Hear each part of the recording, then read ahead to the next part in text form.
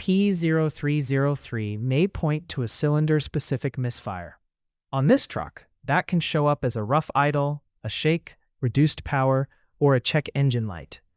The fault area may be ignition, fuel, air, mechanical condition, wiring, connectors, or control side behavior. The diagnostic path available for this episode is not a cylinder-specific pinpoint test, so do not turn this code into a parts call. Treat it as a structured setup and testing path. Prove the concern is present, then work from the basics into the electrical checks. If the concern is not present while you are testing, do not replace modules or other components just because the code is stored. Start with the obvious checks before getting deep into P0303. Look for anything that matches the customer symptom. Check available OASIS or TSB information. Look for previous repairs that may have been done incorrectly, and make sure the battery and charging system are healthy. Before diagnostics, verify battery SOC is greater than 70%. Then scan all network modules. If other codes are present, check what they mean first. Circuit-related codes get handled before system or performance type codes. If several circuit codes are present, look for a shared power or ground cause instead of chasing each circuit separately.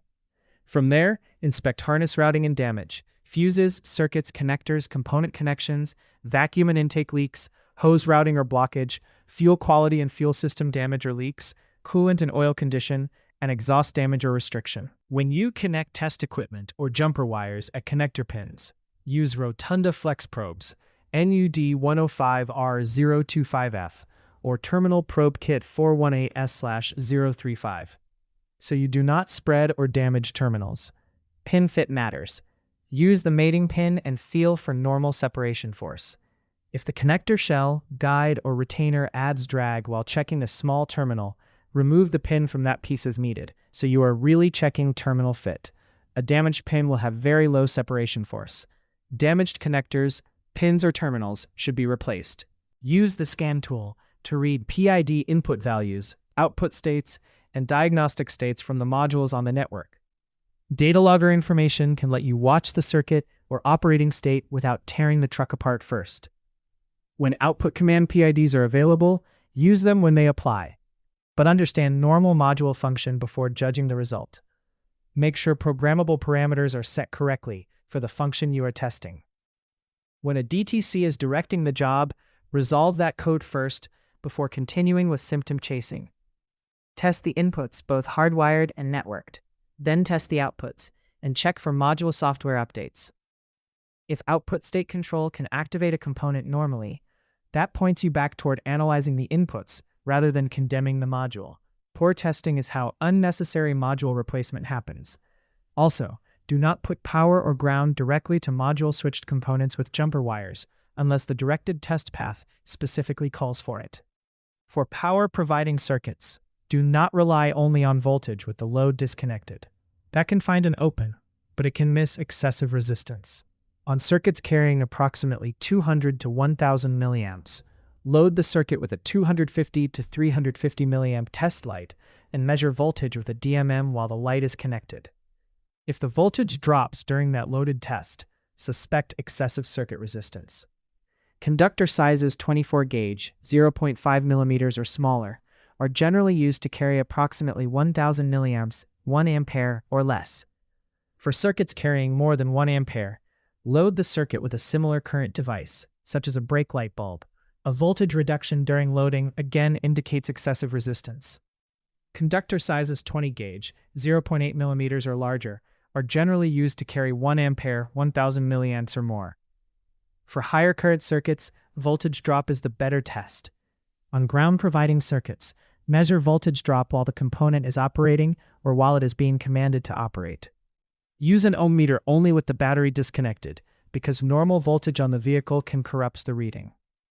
For most small diameter, 18 gauge and smaller wires, expect less than 2 ohms. For most wiring harness circuits, expect less than 2 ohms. Keep the meter limitation in mind too. A standard DMM ohm meter's low resistance resolution is approximately 0.1 ohm, and that limits its accurate use to circuits carrying less than approximately 5 amperes. Reverse the DMM leads during resistance checks. If the reading changes and there is no semiconductor in the circuit, the result is invalid. To check for an unintended path to ground, disconnect both ends of the suspect circuit and measure to ground. Expect resistance greater than 10,000 ohms. To check for unintended continuity between two unpowered circuits, disconnect both ends of both circuits and measure between them. Expect resistance greater than 10,000 ohms. To check for unintended continuity to a powered circuit, disconnect both ends, turn ignition or run power on, and measure voltage from the suspect circuit to ground. Back probing is only for cases where the circuit must be tested under actual operating conditions, or where voltage drop needs to be measured with the circuit loaded. It is not a shortcut for every voltage check. All voltage drop tests will show a small amount of voltage. Expect less than 5% of circuit operating voltage. When back probing, do not force test leads or probes into connectors. Use probes designed for that job so you make contact without damaging the terminal. Do not use back probing as a single-point voltage test when 0 volts could be a valid result. Disconnect the circuit and test it normally. Do not use back probing for continuity or open circuit checks with an ohm meter between 2 points. Isolate the circuit and test normally. If you use jumper wires as substitute circuits, always use fused jumper wires. The recommended universal testing jumper wire fuse is 5 amperes or less, unless the load requires a larger fuse.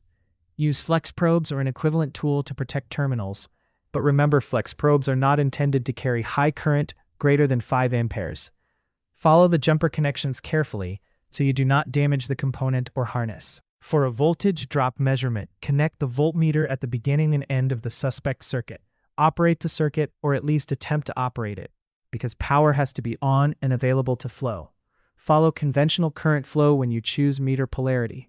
A 0-volt reading means either the voltmeter connections are bad or the component has not been turned on.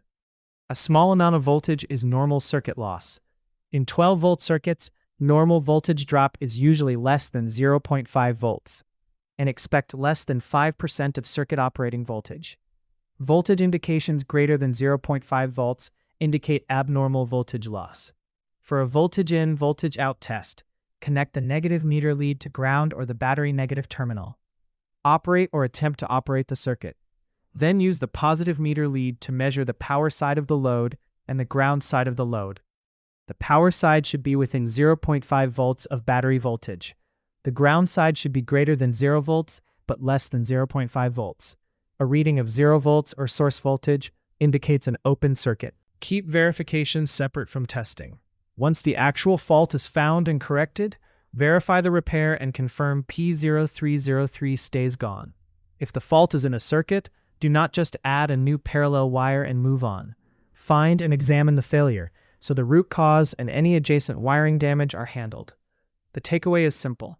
For P0303, do not skip the setup checks, do not guess at parts, and do not trust unloaded electrical readings when the circuit needs to be tested under load.